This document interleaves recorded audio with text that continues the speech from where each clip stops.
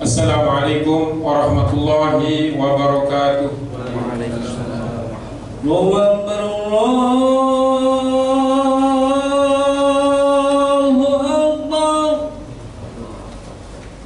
Allahu Akbar, Allahu Akbar. Asyhadu an la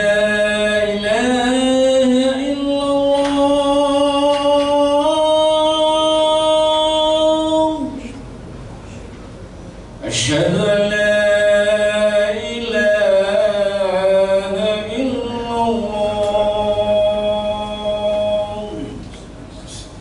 أشهد أن محمدا رسول الله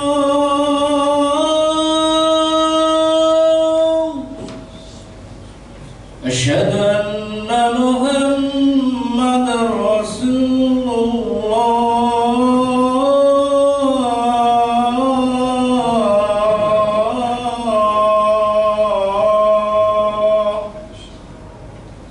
هيا على السلام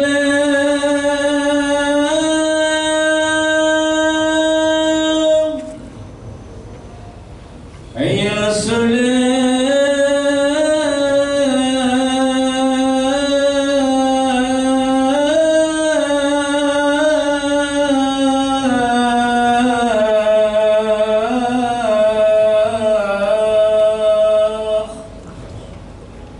هيا على الفلاح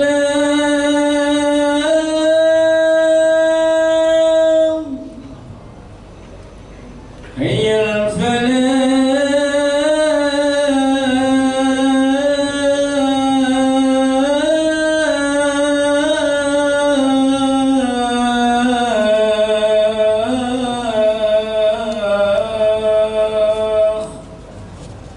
الله أكبر الله أكبر لا إله إلا الله.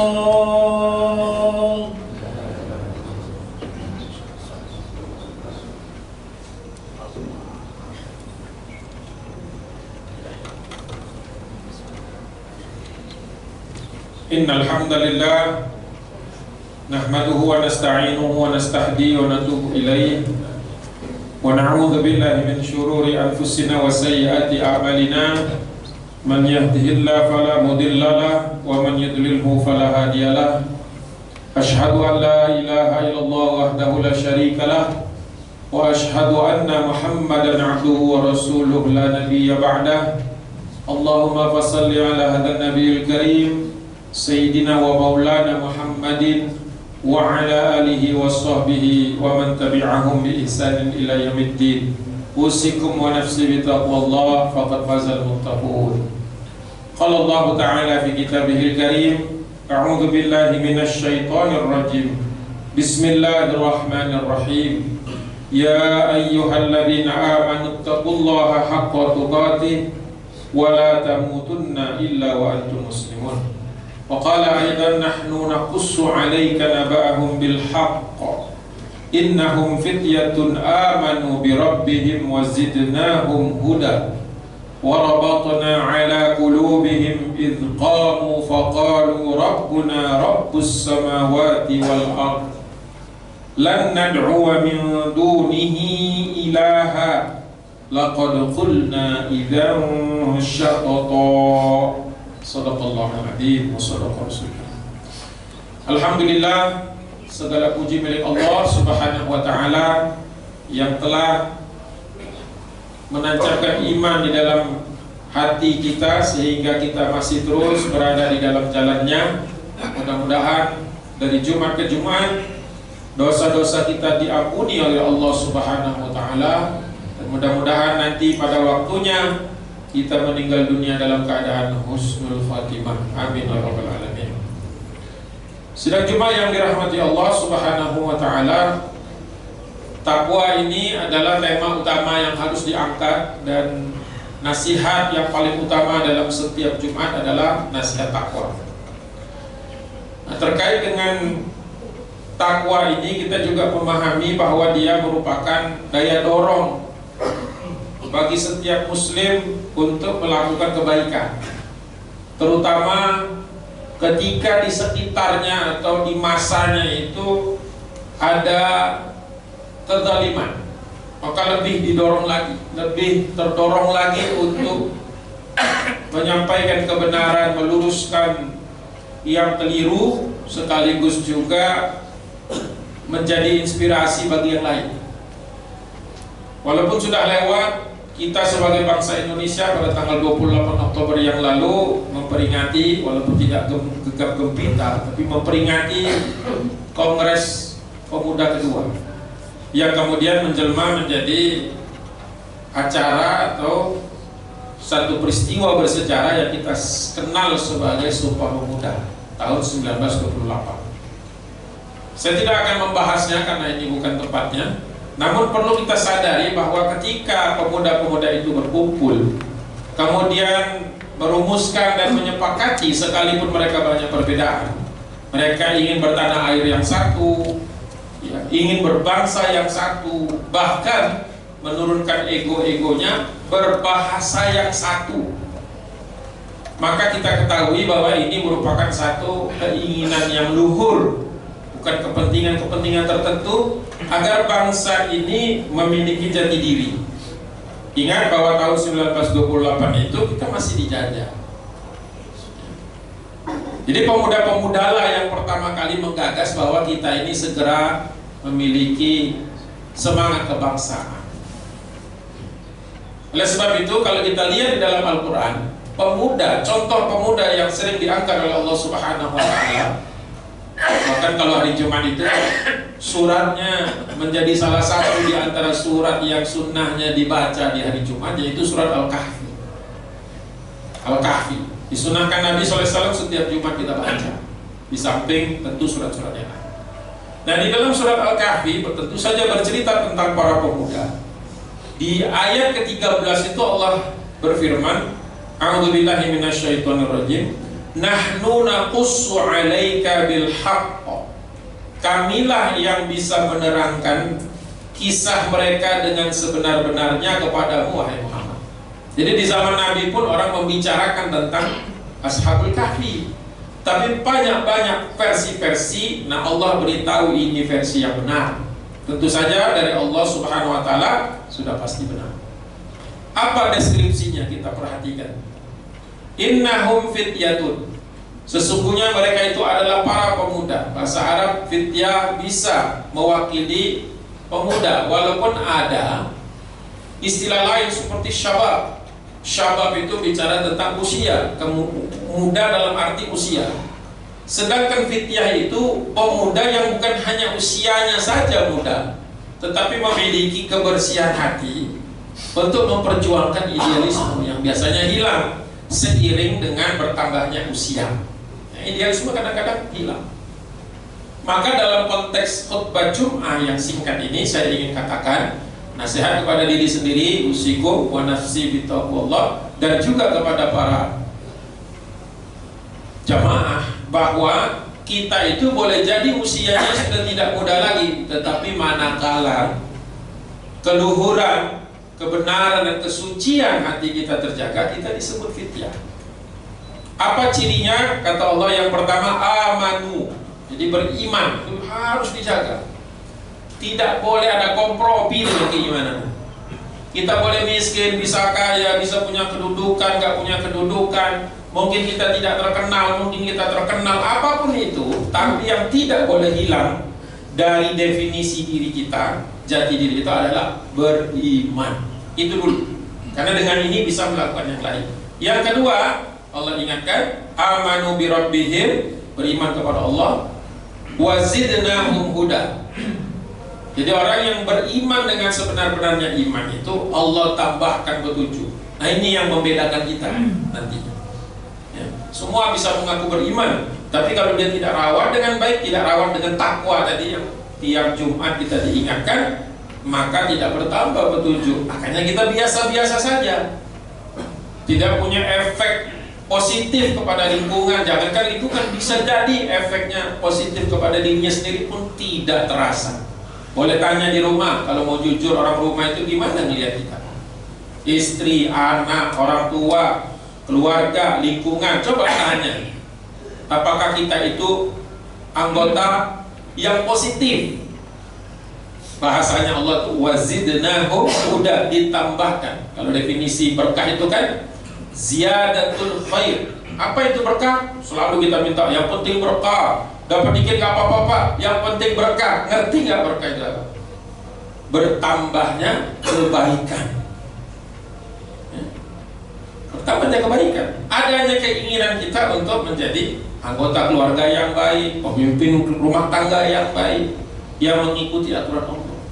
Itu semangat Sumpah Pemuda sejatinya. Ketika pemuda-pemuda ini yang datang itu kan ada Yong Celebes, Yong Sumatera, Yong Batak, Yong Manado, Yong Makassar. Tahu Yong itu artinya youth, anak muda, syabab, sama bahasa Al-Qurannya fityah. Tapi mereka bisa menahan egonya, mewakili daerah-daerah itu, dan kemudian bersatu menjadi Indonesia. Masya Allah. Mungkin kurang apresiasi. Seandainya mereka tidak berkumpul di Jakarta pada kongres kedua itu dan berani melawan itu, polisi-polisi Belanda itu ada di ruangan. Makanya lagu Indonesia Raya tidak jadi dinyanyikan, hanya dimainkan dimainkan iramanya saja oleh Wage Rudolf Supratman karena dia bawa viola. Itu lagu yang menyatukan kita. Itulah awal titik kebangkitan sehingga nanti tahun 45 kita berani memerdekakan diri. Tentu sudah beda generasi. Kemudian di ayat berikutnya sebagai penutup, ayat 14, wa rafatna ala qulubihim. Oleh sebab itu kami teguhkan hati mereka, kata Allah. Jadi ciri pemuda itu beriman kepada Allah dengan benar, punya petunjuk, Allah kasih ide, inovasi, Allah kasih terobosan-terobosan. Dan setelah itu Allah tenangkan hatinya. Padahal kita tahu anak-anak muda biasanya identik dengan labil, ya kan? Padahal tidak mesti dalam Islam. Bahwa pemuda itu bisa jadi hatinya teguh. Banyak contoh-contohnya. Jadi jangan kita dikotomikan seolah-olah kalau mau matang dan tenang itu harus usia tua. Enggak terlalu, enggak mesti. Bahkan ada orang-orang tua yang hatinya masih gelisah. Wa rabatna ala qulubihim idh qamu faqalu rabbuna rabbus samawati wal ardh. Para ulama menafsirkan bahwa ketika para pemuda mengatakan Rabb kami, Tuhan kami adalah yang menciptakan langit dan bumi, itu berarti menjadikan raja yang zalim pada waktu itu, pada waktu mereka masuk ke gua Kahfi itu, kami tidak sudi menjadi rakyatmu, kami tidak sudi menjadi pengikutmu, kami tidak sudi mengikuti maksiat yang waktu itu beredar. Jadi bentuknya masuk ke dalam gua itu, kemudian Allah tidurkan mereka dalam kondisi masih hidup. Bahkan anjingnya yang berjaga-jaga di luar itu pun Allah tidurkan sementara waktu, tapi sementaranya 309 tahun.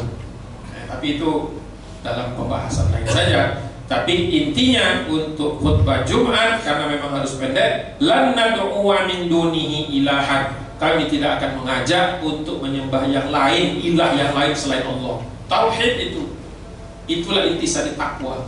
Tidak menyembah kepada yang lain, tidak bergantung kepada yang lain, tidak bersandar kepada yang lain, tidak meminta kepada yang lain kecuali Allah. Hati-hati kita bikin sesuatu yang kita merasa lebih tenang, baik itu cincin lah, kalung lah, jabatan lah, uang lah, tabungan lah, lebih kita percayai daripada Allah, selesai sudah. Habis sudah iman. Itu penting.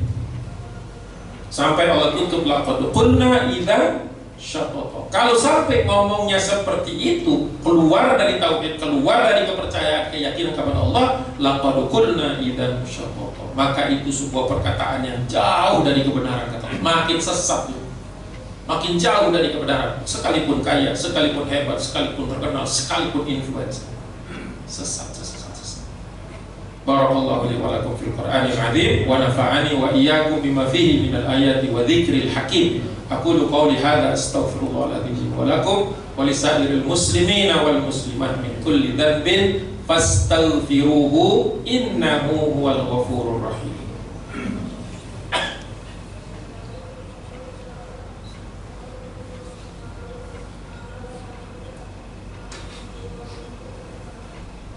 Alhamdulillah wassalatu wassalamu ala Rasulillah wa ala alihi wa sahbihi wa mawalah. Asyhadu an la ilaha illallah wahdahu la syarikalah wa asyhadu anna Muhammadan abduhu wa rasuluhu la nabiyya ba'da.